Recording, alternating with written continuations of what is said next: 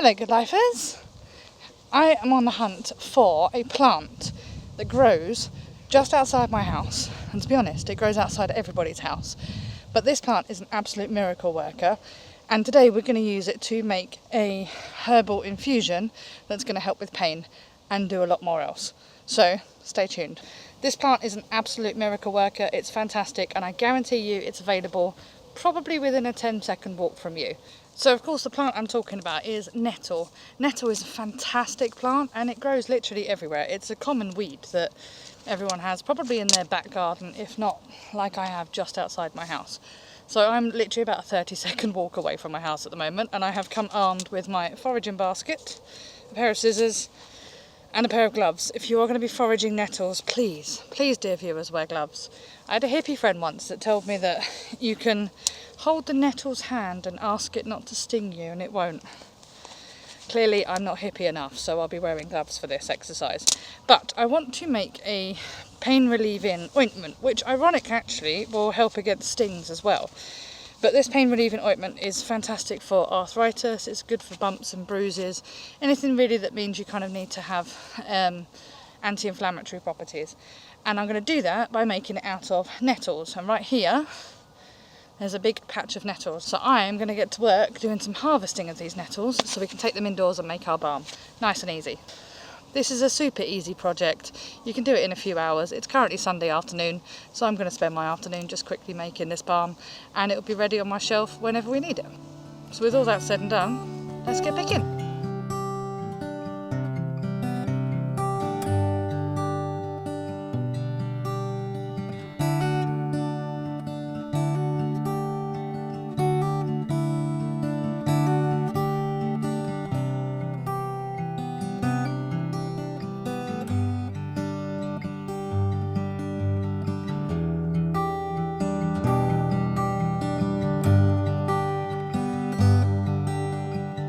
Nettles are really great find if you're out on your nature walk.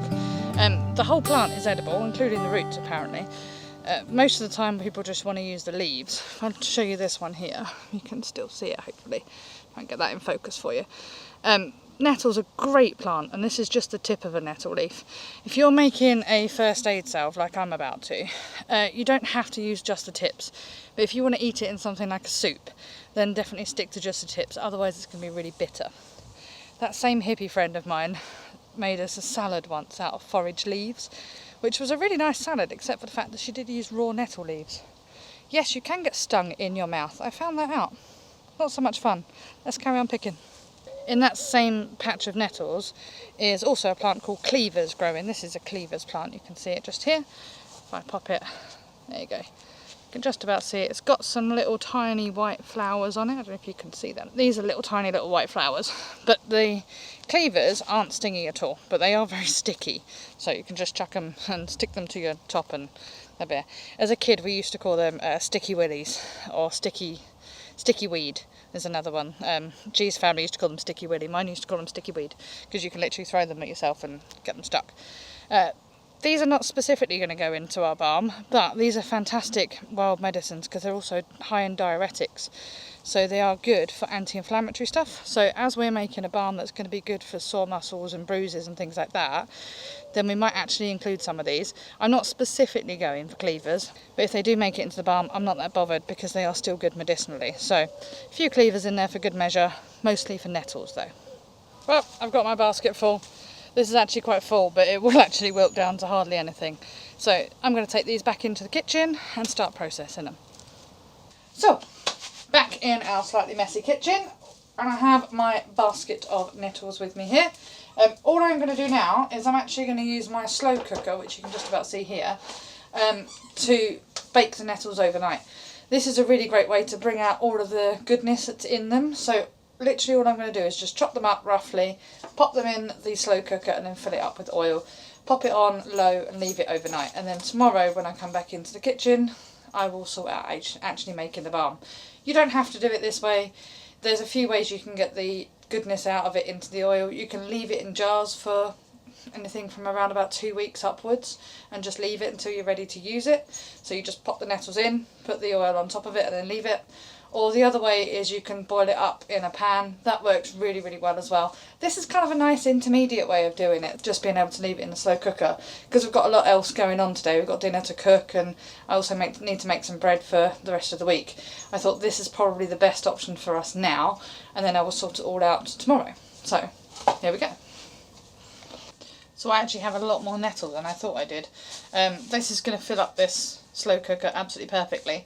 So what I'm going to do is all of the nettles left over, I'm just going to pop them in the dehydrator, and then I'm going to fill up a jar in the apothecary. Then I've got the best of both worlds. I've got my nettle balm and nettle oil that I'm currently making now, and I'm also going to have the dried nettles to use in the future, which is going to be good. So let me pop some oil over this, and then the others I shall just get ready and chuck them in the dehydrator.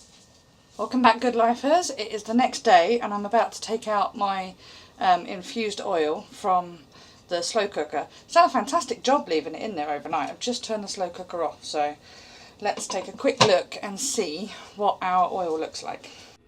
Okay, let's have a look. Lovely.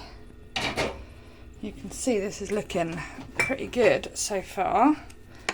It's all kind of wilted down and moving around in there. So if I grab a normal spoon, you can see how dark that oil is, as opposed to it was very, very yellow when I put it in, which means that hopefully the goodness has been extracted from these nettle leaves. Fab. It's exactly what we wanted. So fab, everything is here. The one thing you will need if you're going to make this is some kind of wax. So I've got beeswax in here. You can see that this is an old coffee jar, I think, that's been reused. But this is full of beeswax pellets, so we'll use those. But I'm also going to put in some shea butter because I want it to have a little bit extra moisturisation, and coconut oil for the same reason, actually, a little bit of extra moisturisation. I really like coconut oil in general, and it's really good for your skin, so it'll help it glide a little bit more. But if you're making it home, the main thing you really need is beeswax. If you're vegan, you can use soy wax. It will do exactly the same thing, as long as it's a wax that will harden it up, but it's safe for your skin. So let's go about seeing if we can get the nettles out of the slow cooker and into my pot. So I've got a bowl here and just put a metal sieve on top of it. What this will do is it allow me to just separate the oil and the nettles apart, and it means that I'm not kind of having bits of dead nettle floating around in my ointment, which nobody wants. So let's get on with that now. I don't want to pick the pot up because the pot's hot. Oh, just gonna pop that in there like that. Squeeze it in nicely. This is, however, a working UK kitchen. We're in the UK, as you probably tell from my accent, and space is always at a premium in here. So we do our best with what we have, but you will see that my kitchen is definitely not the Instagrammable kitchen that you can see from some other homesteading channels, but that's okay. This is real life, folks. I'm trying to squeeze it out and push it through as much as possible, so you can see that oil is actually coming out there. So I'm just kind of pushing that oil through like that. Now what I want to do is actually pop this nettles in here into a bin somewhere. So I've got a plastic tub just here. I'm just going to pop in, squeeze out as much of that nettle juice as I can. I'll save as much of it.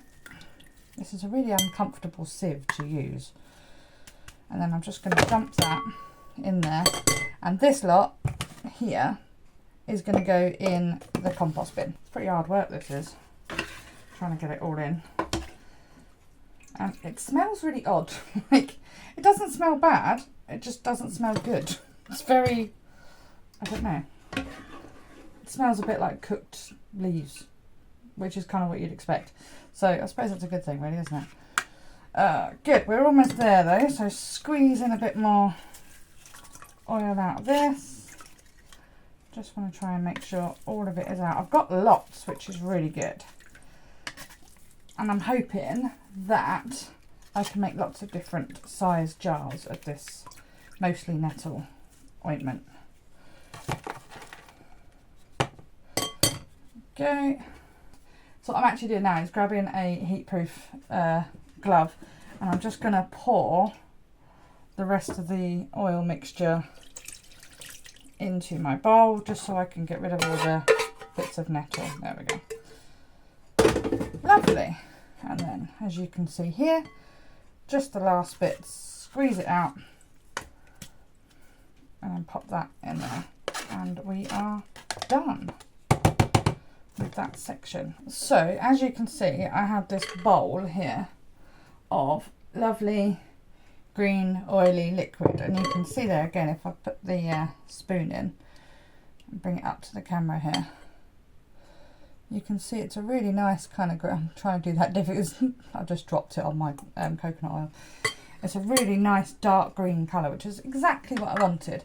What I'm actually going to do now is I'm going to pop it back in my slow cooker. I'm just checking for any extra bits of nettle that have stayed in there. I'm going to pop it back in my slow cooker, because I'm going to try and use my slow cooker to actually melt it all down, because I'm just basically trying to save on the washing up. So we'll see if this works. If it doesn't work, we'll pop it on a double boiler. So let's bring my slow cooker over here, and then pour that oil back in. It also gives you a chance just to get rid of any little bits that the sieve managed to let through. So I'm probably just going to discard this last bit of oil. As you can see here, there's like seeds and bits and pieces in here. So I'm just going to discard that bit. I'm going to turn it up to high. So we've now got plenty of heat going on in the slow cooker. Alright, so I'm hoping this is going to work. I'm just going to take a little sprinkle of the beeswax and just pop it in there. One of the best ninja tips is, if you're making this at home, is to pop into your freezer a spoon or jar of some description, and then we can use that to test whether or not it's actually thick enough. So I'm going to pop those in there. I'm also going to chuck in a bit of my shea butter, just a little bit in here. This will melt a lot quicker than the beeswax will, so makes it a little bit easier for us. But pop that in. I do like shea butter because it's so extra moisturising, and I always think these things need a bit of extra moisturisation if you're going to use them on your skin. And then I'm going to pop in some extra virgin coconut oil, same sort of thing, so I've got a whole dollop here. I'm not measuring this out at all, to be honest, so I just want to make sure that it's all in there and all melted around. I think I am going to have to melt the beeswax on the stove or in the microwave. What we'll do is just move it around so I can let that melt in. There we go. As you can see here, all the beeswax kind of floating around. And then all of the butter and the oil is floating. You can see it's melting though, which is good. It's exactly what we want. So as you can see, the oil and the butter has melted. So coconut oil and the shea butter has melted. The beeswax is taking a little bit longer to melt. I don't think it is actually going to melt at this heat. It kind of is, but you can see there it's kind of melted here. But again, it's taken a bit longer than I would want. So what I'm going to do is I'm going to switch out this into a double boiler. I don't actually have a double boiler, but what I have is the same bowl that I was using a minute ago. I've just given it a quick rinse and a dry off, obviously. And then I'm going to pop it in some hot water on the stove. And what that is going to do is going to allow me to bring the temperature of the oil up a little bit more, which will help to melt that beeswax down. And then we can start the actual melting process, which will be exciting.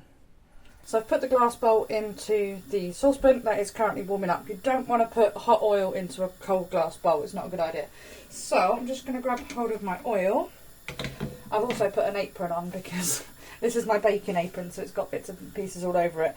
But I figure this is probably going to get a little bit oily and messy, so apron is probably a good idea. Let's grab hold of this. And I'm just going to pour, actually now I said it, most of that beeswax is already melted, but I have no patience, so let's pour that in there. Pop that in there, lovely. Let's do that back there for a second. I'm just going to keep mixing it around. So actually all of the beeswax has melted already in the time that it's taken me to set up the stove and, you know, give it a wash. So what I'm going to do is just grab a quick spoon, and I'm just going to dip the spoon in and pull it straight out and then let it dry for a second. And what I'm looking for, if you can go up here, what I'm looking for is to see the consistency of it. So this is still really, really oily. It's nowhere near done. So I'm going to turn the heat down for a second and just pop some more beeswax in. I'm sure there is actually a measurement, but I really don't normally do measurements, to be honest. So chuck a few more bits of beeswax in. You can see the beeswax here, and we're just going to carry on moving that around and melting it. Go! It's melting a lot quicker on the stove. And so you can do this in the slow cooker, or you can do it in the microwave, or you can do it on the stove. The microwave is actually, I think, a little bit quicker, but it doesn't feel right. There we go, look.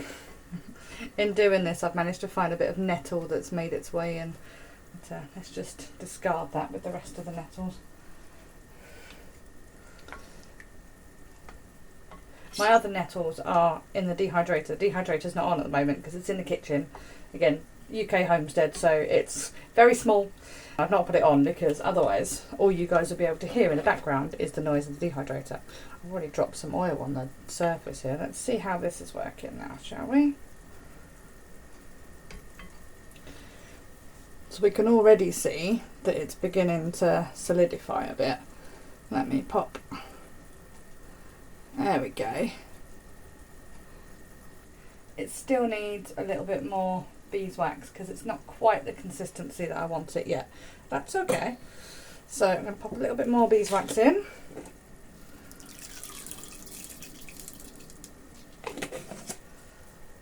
I did use quite a lot of oil, so we're going to have plenty of Nettle Balm, which is good because it's really good for those aches and pains. There we go, just mixing it around. You don't need your stove up hot for this one at all, but you do need to just keep that water boiling around it. I don't know if a double burner would actually be better, but this has worked for like ever. I use the same method when I'm making other skincare products. So you see my natural deodorant video. I made that, I wear that every day and I don't smell, so natural deodorant does work, but it has to be the right recipe for your body. I also make moisturisers as well.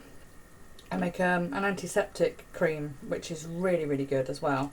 So if you want to hear about that, let me know in the comments and I might do a video making an antiseptic cream. I also make candles as well with all the leftover wax from any other candles that we have. I just melt them down, stick some nice fragrances in them, and then we have extra candles. We always use candles in the winter because we're in the UK and energy prices are very expensive, so we try and put the heating on as little as possible. Candles, pot heaters, all those things work quite nicely. Right, here we go. So we can see this is nicely melted. There's no more beeswax in there, so let's try our little spoon test. You can already see that it's kind of solidified up. So again, what I'm going to do is do the same as I did. Just want to kind of push it on the spoon just to see what it is. I think it still needs a little bit more. I would like it a little bit harder than not because I want people to be able to rub it into their like sore muscles. So I'm going to pop just a little bit more beeswax in. As I said, I'm sure there's probably a formula for this you can find online. If I find one, I'll pop it in the links below. And if you look below as well, I'll pop in some links on where to get beeswax pellets. I'll stick a link on there for you because that's about the only thing that I need in this one. It's beeswax pellets. I'll also pop a link for the shea butter and coconut oil as well. So these are doing pretty well. It's quite a nice process, this. Quite gentle. So I've got a few different size jars while this is melting up. I've got these ones, which are just going to be kind of the size I'm going to have at home here. These ones, which are kind of at home and also for gifting as well. And I've got a little metal tub, which used to be a lip balm tub, I think. And then another little metal tub, which I had put previously, I put some moisturiser in. This size here, I'm going to keep in my allotment bag because down at the allotment I get bug stings and all sorts of things like that. I'll put a little video of that, stinging nettles and ants and things like that. So I want to pop a little bit of that in there because I think quite used as a kind of first aid thing. And these sizes here, I like to gift this kind of size because it's a nice sort of size for a sample, so someone doesn't think to themselves, oh god, I'm never going to use that. But if they do like it, then I can make them a bigger jar like this size. And I always think it's really important to share what we're doing on a homestead, because the more we share things and the more we give things away like this, hopefully the more people we can bring into this lifestyle. And I think this lifestyle is the healthiest lifestyle for human beings. So that's my little soapbox for the day. Let's see how we're doing with this, shall we? I should really put a spoon in the fridge to do this with, but I didn't plan ahead. There we go. You can see straight away that one has actually solidified up. And again, I'm just going to push. Ah, there we go. I really had to actually work to push that. This is the consistency that I wanted. There we go. Because this is going to be really nice to rub into, and you can really start to work it. So if I've not got enough beeswax in there and the consistency is not quite solid enough, then it will just go straight into the skin and you can't rub it in. And I want this to be a kind of a pain relieving ointment. So I actually want people to be able to actually rub it in and feel like they're working hard at rubbing it in. So that's why I want it a bit harder. Okay, good. Let's see if we can start filling these guys up then, shall we? I've got a variety of different sizes. I'm wondering if I'm going to need more jars, to be honest. And there we go. I'm just going to pour that in like that. There we go.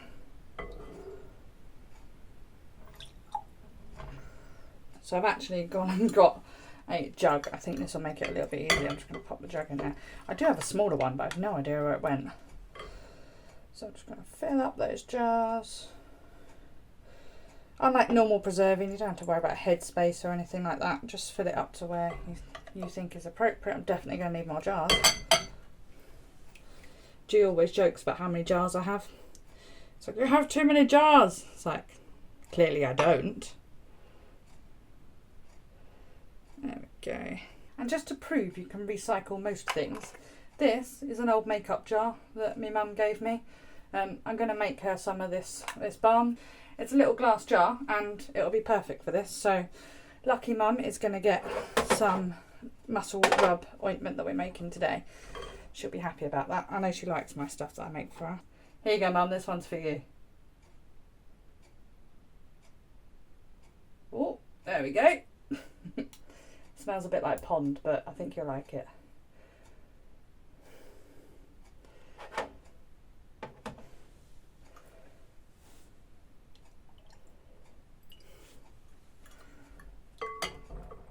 So we have a lot of jars filled with our nettle ointment. I've obviously made a complete mess here, as I thought I would, but you can see from this bit here, actually, this is kind of the consistency that I was going for. I think it should be alright. It's still warm, so we'll see what it's like when it absolutely cools down. It might be that I want to just pop a little bit more beeswax in it, but we'll see. We will see how it goes, and hopefully it will be okay. So I'm going to let these cool down, and I'm going to go and clean my fingers off. Then hopefully when I come back, they'll all be nice and cool and solidified, and I can show you what they look like.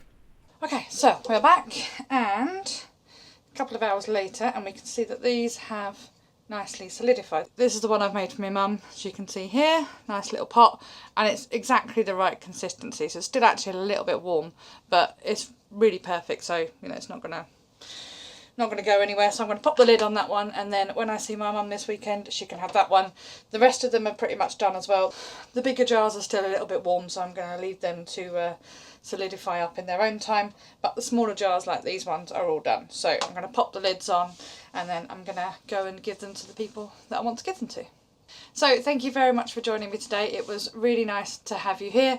Please consider liking and subscribing, or at least subscribing, because it really does make a difference, especially to a small little channel like mine. And I hope this has been fun for you. Let me know in the comments if you are planning to make this, or if you've made anything similar. And also let me know if you want to see a video about how I make moisturisers and creams and antiseptic, things like that. So a little bit of a different video today. Hope you liked it, and I will see you in the next video, which is all about my 5 favourite fast growing plants. I should probably think of a word that begins with F for that, shouldn't I? I'll see you next time. Bye!